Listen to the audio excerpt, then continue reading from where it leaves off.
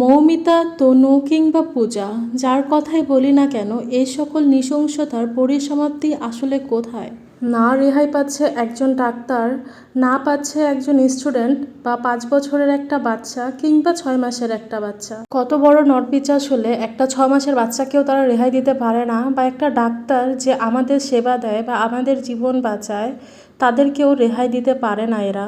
আর প্রশাসনের কথা চিন্তা করুন, তারা এই সকল ক্রিমিনালদের রেহাই দেয় বা তাদের সাফাই গায়, তাদেরকে সেফটি দিচ্ছে। আসলে আমরা কোন পৃথিবীতে বাস করছি? মৌমিতা রিলেটেড যে অডিও ক্লিপটা গতকাল ভাইরাল হয়েছে, সেটা শোনার পর থেকে আমি সহ আমার ধারণা অনেকেই ভালো নেই। একটা জ্যান্ত মানুষকে এত নিষ্ঠুরতার সাথে এভাবে কিভাবে কেউ করতে পারে সেটা ভেবেই আমার গা শিউরে উঠছে। মানসিকভাবে বারবার ভেঙে পড়ছি। কোন পৃথিবীতে জন্মালাম, কোথায় জন্মালাম, যেখানে এভাবে একটা মানুষকে হত্যা করা হয়, এত নিষ্ঠুরতার সাথে তার সাথে কাজগুলো করা হয়, যেটা আমি মুখে উচ্চারণও করতে পারছি। এই ঘটনাটা দেখে আমার সেই 2016-র অনেক ফ্ল্যাশব্যাক আসছিল, যখন আমাদের দেশে সিমিলার একটা ঘটনা ঘটে, যেটাকে আমরা তনু হত্যার ঘটনাক্রম হিসেবে চিনি। সেই সময় আমাদের দেশে অনেক বেশি প্রতিবাদ করা হয়েছিল এই হত্যাকাণ্ড নিয়ে।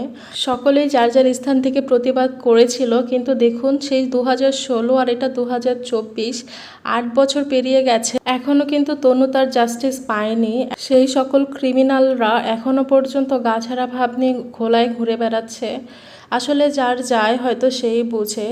আমরা হয়তো 2-4 দিন পরে তাদের সেই সকল বিষয় ভুলে গেছি, কিন্তু যে পরিবার তনুকে হারিয়েছে তারা হয়তো সেটার সুখ এখনো পালন করছে। বা পূজার কথাও যদি বলি, এই মেয়েটার সাথেও তো অনেক নৃশংসতা হয়েছিল। এমনও অজস্র ঘটনা ঘটেছে যেখানে 6 মাসের মেয়েও সেফলি তার নিরাপত্তা পায়নি, রেহাই পায়নি।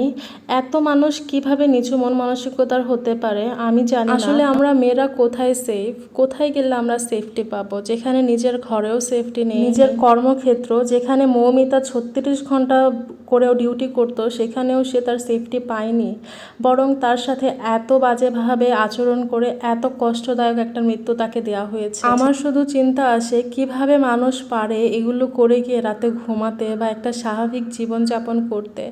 আসলেই তো যারা এগুলো ঘটনা ঘটায় তারা কিন্তু পরবর্তীতে কোনো অনুশোচনা অনুভব করে কিনা সেটা নিয়ে অনেক প্রশ্ন জাগে আমার মনে। এই সকল ঘটনার জন্যই না অনেক মা বাবা মেয়েদেরকে নিয়ে অনেক বেশি দুশ্চিন্তা ফিল করে, এবং অনেকেই চায় না যে তাদের মেয়ে সন্তান হোক, শুধুমাত্র এই সেফটি তারা দিতে পারবে কিনা এই চিন্তায়।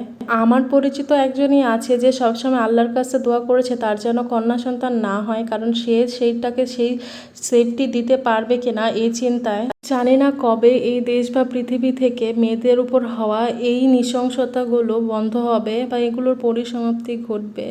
শুধু দোয়া করি আমাদের নেক্সট জেনারেশনের যেন এগুলো পরিস্থিতি আর ফেস না করতে হয়।